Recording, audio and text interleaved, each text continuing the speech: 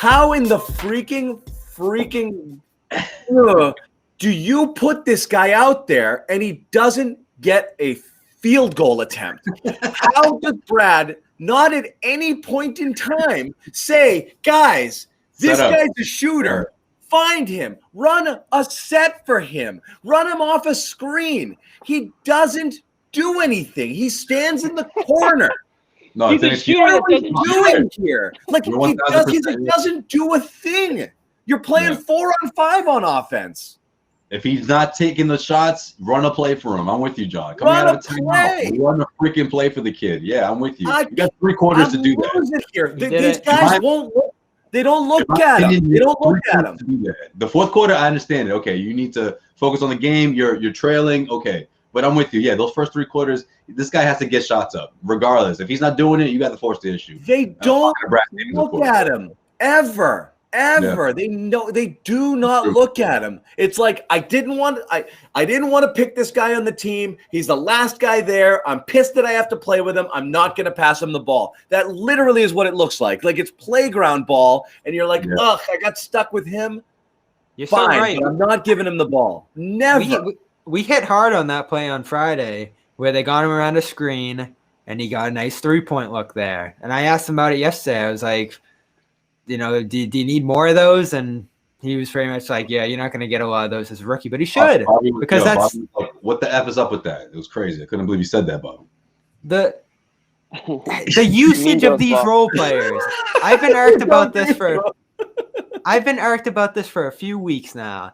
The stagnancy, the inability to integrate these guys, even if they all stink. If Grant, Nesmith, Pritchard, all these guys say they're just the worst players in the world, they're still not doing a ton to get them involved and put them in position. Do you think they know his first name? Do you think they know his first name? I don't. So that's the question, John. Is this – I have such a hard time when it comes to Brad Stevens' track record, looking at him and saying, oh, he's just missing this stuff, or then he's not willing to do it, or he's being – like, there's things at play here that are preventing him from doing the things we want him to see, it feels like. And I don't know, have Tatum and Brown just taken over this team to basically play like the Rockets, which is what we're seeing right now? That's what have they just completely hijacked the team? Your ball. It's the worst kind of offense. It's the team you never – the reason we didn't want, like, Harden here is because you didn't want to become this. That guy. And now they're this, you know? Yeah. They're exactly what you don't want. My ball, your ball. You know, you get in those little spells where they work the ball around and they have a high assist game, and you're like, that's how you're supposed to play. And they forget it instantly and go right back to this. And that's exactly how they started this. That's exactly how they started against the Pelicans. And it was just like, okay, wait, what? We're doing this again? It's like every other game, you're seeing a different team out there. One team finishes with 15, 16 assists, similar to what we saw tonight, not that far off. And then the next night, back to 30, shooting records being broken. This is why I had an issue with him being out in the court at the end of the game. It's like, you're not going to him. The Mavericks didn't have a timeout left, so whoever you had out there in the court was going to stay out there in the court. You're not going to go to him on offense. And unless you're like... He's playing his ass off, though. You got to reward that. No, you don't have to reward that. You play the best. Yeah, you don't reward him. You play guys who make you win. The defense stinks because they have no intensity. I mean, he's got to be out there because he's playing really hard. That's fine, but ultimately you do. It's twofold.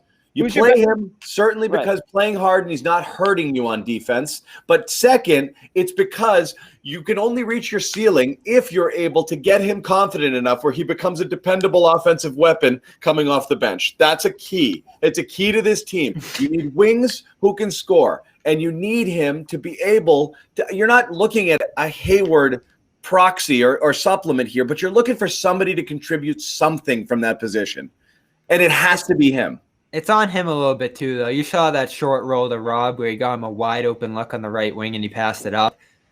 You got to be able to take some of those. You got to be aggressive in your own right. And he had one drive where he probably could have put a shot up and he tried to kick it out to the corner for 3 and he threw it right to a Maverick as well. So certainly he's playing a little tentative, but that's also because everybody hates him and they won't give him the ball and he's afraid that he's going to have no friends. Last game, I remember vividly, Jayson Tatum had him wide open in the corner, looked him right in the eye and was like, nah, and like drove. That happened Wednesday. Was called for an offensive foul. Yeah, exactly. and then like that was the end of it. He's like, we're just seeing an amalgamation this week of all the issues of the team in a week span. Like we've seen these things multiple times, and then I look at the shot chart every night. Corrales has done a good job of pointing this out too. The way they get smoked inside on defense every night, while also not putting interior pressure on the other team on offense. They took 3 shots at the rim in the first quarter, and it wasn't much better in the second. They don't get inside. That's why I'm not going to give any credit to this late comeback, because right before they came back there, I looked at the box, and it was 3-pointers. It was Brown 2 of 9, Kemba 2 of 9, Tatum 2 of 8. They were chucking all night, and it wasn't falling, and they were settling for crap shots all night long, and then they caught fire late to make it a close game. But all game long, all 3 of those guys were just jacking it. And I know Jaylen had other things going for him on his game tonight, just didn't have the shot going. But that Jaylen had 2 big shots late. Yeah. But that's what they were doing all night. Again, let's get to it, because we're starting to hit on something here, and a couple of people in the chat have pointed it out. So this now is my concern, okay? We have Brad unable to Brad can't coach stars or has trouble with stars. And now we have 2 all-stars. And now you're wondering whether these guys are turning into the stars that are going to do the thing that they're going to do on this team and not be able to be coached by a guy like Brad, who likes to coach these guys 3 years ago, but not necessarily now. Are we seeing this as a problem developing? And this is a little bit of low-hanging fruit. I understand it. It's not fair to just say, I think these guys are trying their best and not fully sure how to lead this team. I don't think it's full-on star ego.